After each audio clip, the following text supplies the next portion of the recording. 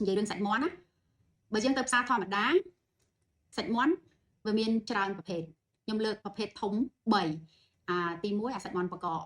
ដែលប្រហែលជាភាគច្រើននាំចូលពីបរទេសមកទៀតមើលទៅសត្វគេប្រលះហើយស្រាប់ហើយគេញែកវាស្លាប់ផ្សេងផ្លូវផ្សេងដើមទ្រូងផ្សេងអីហ្នឹងហ្នឹងហើយខ្មែរយើងកាលពីដើមឡើយគឺដាក់និយមន័យហៅថាសាច់មាន់កសិកម្មអាមាន់ដែលប្រលះហើយខ្លះផ្សេងហ្នឹងគាត់ថាហ្នឹងមាន់កសិកម្មតាមវត្តវិកសិកម្មមកទាំងអស់ហើយប៉ុន្តែឥឡូវយើងហៅចឹងទៅដើម្បីឲ្យងាយយល់ហើយមាន់ប្រភេទមួយទៀតអាកសិកម្មហ្នឹងគេលក់ក្នុងតម្លៃ1គីឡូវាមាន10000 12000 12000 13000អាស្រ័យទៅលើប្រភេទថាទ្រូងផ្លូវស្លាបឬក៏អីផ្សេងអញ្ចឹងទៅមាន់មួយប្រភេទទៀតនោះដូច hybrid ចឹងកូនកាត់មានន័យថាវាពាក់កណ្ដាលកសិដ្ឋានហើយពាក់កណ្ដាលទៀតវាបានដើរលេងនៅក្នុងលំហនៃស្រុកស្រែចម្ការអាហ្នឹង1គីឡូ15000 16000 17000អីទៅតាមទំហំទៅតាមប្រភេទសាច់ហើយអាមកប្រភេទទៀតអាហ្នឹងកំពូលរបស់គេអាហ្នឹងដូចមាន់អភិជនអញ្ចឹងអាហ្នឹងថ្លៃ1គីឡូមាន20000 25000មានអាចលើសនឹងទៀតអាស្រ័យទៅតាមប្រភេទរូបរាងគុណភាពរបស់សាច់មាន់អញ្ចឹងឥឡូវខ្ញុំនិយាយពីរនៅក្នុងនេះខ្ញុំញែកឲ្យពួកយើងគិតកន្លងមកពួកយើងតែគិតថាមាន់កសិកម្មវាតម្លៃធូរថ្លៃវាថោក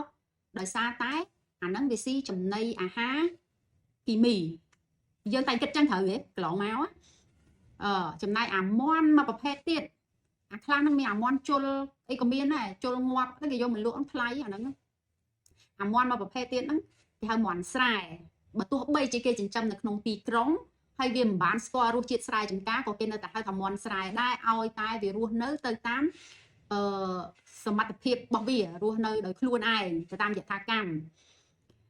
បងប្អូនដឹងហើយខ្ញុំនៅក្នុង sector ម្ហូបអាហារហ្នឹងវាយូរហើយខ្ញុំអាសាចូលរួមនៅក្នុងវគ្គសិក្ខាសាលាស្ដីពីគីមីអាហារហើយខ្ញុំមានមិត្តភ័ក្តិដែលជាបណ្ឌិតគីមីអាហារដែលគាត់តែងតែចែករំលែកអំពីចំណេះដឹងផ្សេងពាក់ព័ន្ធនឹងចំណីត្រីសាច់អីអាហារវេចខ្ចប់អីសពបែបយ៉ាងហើយពេលខ្ញុំទៅបរទេសម្ដងហ្នឹងក៏តែងតែរៀនសូត្រពីរឿងទាំងអស់ហ្នឹងដែរអញ្ចឹងខ្ញុំចង់យកមកនិយាយខ្លះកុំឲ្យថាមិនបាននិយាយអូខេលោកថ្ងៃក្រោយខ្ញុំស្លាប់បាត់ទឹកអត់បាននិយាយទៅស្ដាយតាមការពិតណាបើសិនជាយើងបានរៀនឲ្យច្បាស់ពីវិស័យគីមីអាហារហើយនិងសុវត្ថិភាពចំណីអាហារប្រហែលជាយើងមិនគិតដូចមុនទៀតទេឥឡូវខ្ញុំប្រៀបធៀបសាច់មាន់កសិកម្មយើងហៅសាច់មាន់កសិកម្មអញ្ចឹងណាឲ្យវាស្រួលយល់តែអាហ្នឹងគឺសំដៅទៅលើមាន់ប្រភេទទី1អាធូរថ្លៃដែលគេប្រលះស្រាប់មកចេញពីកសិដ្ឋានហ្នឹងអាពួកហ្នឹងណាវារស់នៅក្រោមការចិញ្ចឹមបីបាច់ថែរក្សាពីអ្នកជំនាញផ្នែកកសិកម្មមានការមើលថែពីបសុពេទ្យចាក់វ៉ាក់សាំងជាបាលជំងឺបើសិនវាមានជំងឺអីផ្សេងអាហ្នឹងគេដឹងភ្លាមថាវាឈឺអីវាកើតអីគេយកវាចេញហើយបើសិនជាវាអត់ទាន់ទេវានឹងទទួលបានការចាក់វ៉ាក់សាំងការពារជំងឺនៅក្នុងជីវិតសត្វបក្សីវាមានច្រើនប្រភេទឥឡូវយើងអត់ដឹងអីយើងហៅថាជំងឺបក្សីអញ្ចឹងទៅតែដឹងថាវាមានច្រើនអញ្ចឹងវាទទួលបាននៅការចាក់វ៉ាក់សាំងការថែទាំសុខភាពចំណីអាហាររបស់វាដែលគេយកមកឲ្យស៊ីជារៀងរាល់ថ្ងៃហ្នឹងក៏មានកំណត់កម្រិតគុណភាពហើយគេនិយាយថាវាស៊ីអាហារគីមីក្នុងអាហារវាហ្នឹងគេដាក់គីមីនោះគឺជាពាក្យចចាមអារាមពាក្យចចាមអារាមមានន័យថាវាអាចពិតអាចមិនពិតណាអញ្ចឹងយើងនៅពេលដែលឮថាគីមីមួយម៉ាត់អូយខ្លាចតាមពិតវាមិនមែនឲ្យតែថាគីមីអាក្រក់ឯណាគីមីមិនសុទ្ធតែអាក្រក់ឯបើសិនជាយើងរៀនឲ្យច្បាស់ពីគីមីចំណីអាហាររបស់មាន់នៅក្នុងកសិដ្ឋានហ្នឹងគឺវាមានការប្រឹកព្រៀងច្បាស់លាស់គេដឹងថាអាណាវាត្រូវស៊ីឲ្យវាមានសុខភាពល្អអាណាមិនអាចឲ្យវាស៊ីបានហើយអញ្ចឹងហើយទៅបានជាមាន់ចេញមកពីកសិដ្ឋានគឺវាសាច់វាទលុកផុកធំកំាប់ធាត់ហ្នឹងហើយវាលក់ថោកទេធូរថ្លៃទេបែរជាយើងគិតថាអាហ្នឹងអត់សុវត្ថិភាពណាតាមពិតរឿងអត់សុវត្ថិភាពវាពាក់ព័ន្ធនឹងអ្នកលក់ចុងក្រោយដែលយកមកដាក់ថ្នាំដាក់ហ្វកមុលដាក់ស្អីដល់ខ្លួនឯងទេអាហ្នឹងមកចែកគ្នាដាច់ហ្នឹងហ្នឹងមិនមែនម្ចាស់កសិដ្ឋានហ្នឹងគេធ្វើអីប្រទេសដាស់លើវាទេមាន់ស្រែយើងហៅថាមាន់ស្រែអញ្ចឹងណាតែតាមការពិតអាខ្លះហ្នឹងវាគ្មាននៅស្រែទេវានៅតែក្នុងទីក្រុងហ្នឹងក៏គេហៅមាន់ស្រែដែរសួរថាតើជីវិតវាប្រឈមនឹងអីខ្លះនៅពេលដែលវាអត់ទទួលបាននៅការបីបាច់ថែរក្សាឲ្យត្រឹមត្រូវពីអ្នកជំនាញកសិកម្មទី1វាអត់មានបានចាក់វ៉ាក់សាំងអីទេគ្មានការត្រួតពិនិត្យសុខភាពជាប្រចាំទេចំណីអាហាររបស់វាក៏គ្មានអ្នកណាត្រួតពិនិត្យដែរវាស៊ីអាវ៉ាសែតាមចិត្ត ពីកាលហើយចំណីរបស់សត្វមាន់ដែលទៅស៊ីតើម្ចាស់មាន់ដែលបានទៅត្រួតពិនិត្យមើលថាវាស៊ីអីខ្លះរាល់ថ្ងៃពិចារណារបស់គ្នានៅតាមវាលស្រែចម្ការ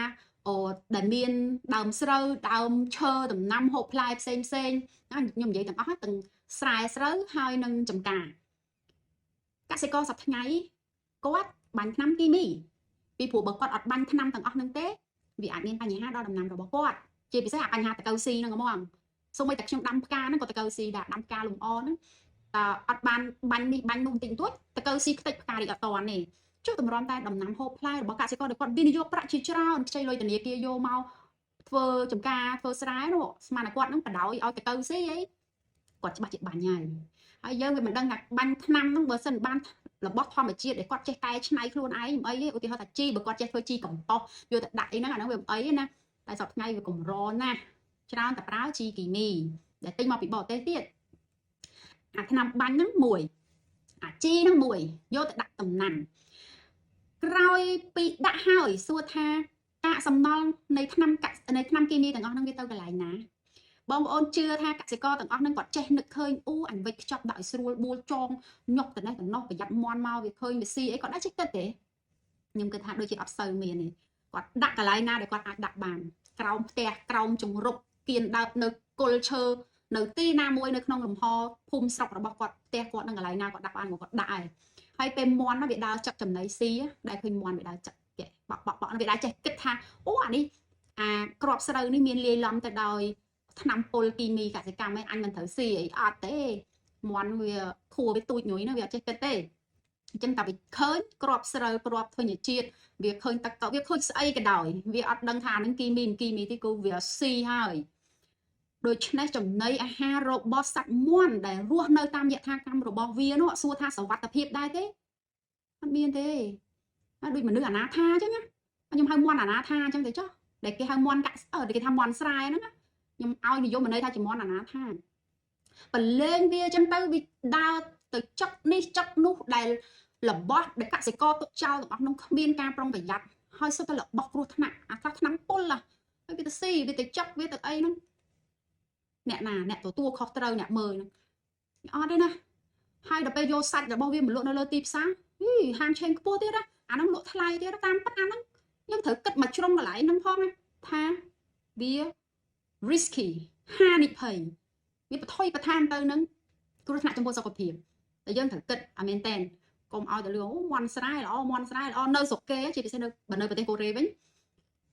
អ្នកដែលចិញ្ចឹមមាន់ដោយមិនឆ្លងកាត់កសិដ្ឋានស្របច្បាប់អញ្ចឹងទេមាន់ហ្នឹងគេមាន់ខុសច្បាប់ហើយលក់អ្នកណាទៅលក់អញ្ចឹងគេចាប់អ្នកលក់នឹងទៀតគេថាអ្នកឯង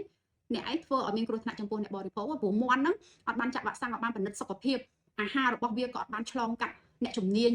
ហើយជាប្រឡែងប៉ាតនៅដើរពេញតាវាលអញ្ចឹងទៅហើយខ្លួនឯងកាត់សម្រាប់យកមកលក់នៅលើទីផ្សារបានដូចមាន់ដែលគេឆ្លងកាត់ការត្រួតពិនិត្យសុខភាពត្រឹមត្រូវអត់បានទេ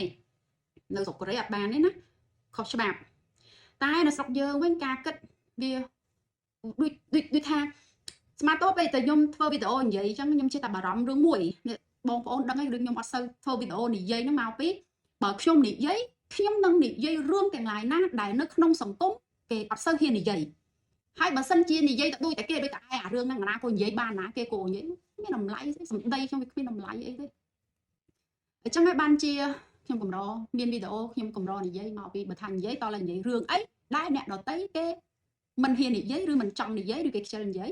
ឬក៏គេរអាក្នុងការនិយាយចាអញ្ចឹងនេះជាជ្រុងនៃកំណត់មួយទៀតតកតងនឹងសាច់មាន់ដោយសារមិញហ្នឹងខ្ញុំទៅផ្សារទិញមាន់ទេថា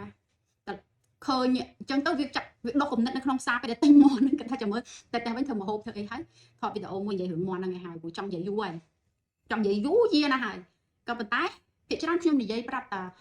កូនសិស្សដែលរៀននៅសាលាហើយនឹងអ្នកដែលជួបនៅក្នុងវគ្គសិក្ខាសាលាអីហ្នឹងនិយាយ sharing ខាងក្រៅអញ្ចឹងខ្ញុំមិនដែលបាននិយាយជា public នៅក្នុងវីដេអូសម្រាប់ឲ្យអ្នកដទៃទូទៅផ្សេងទៀតបានទស្សនាចាអរគុណច្រើនសូមយកអធិស្ឋានបើសិនជាគិតថាវីដេអូមួយនេះប៉ះពាល់ទៅដល់នរណាម្នាក់វាគ្រាន់តែជាគំនិតនៅក្នុងការពិចារណាដើម្បីឲ្យការសម្រេចចិត្តនៅក្នុងជីវភាពរស់នៅប្រចាំថ្ងៃរបស់យើងបន្តពីនឹងមកទៀតវារត់តែល្អប្រសើរឡើងអាហ្នឹងឯងអរគុណច្រើន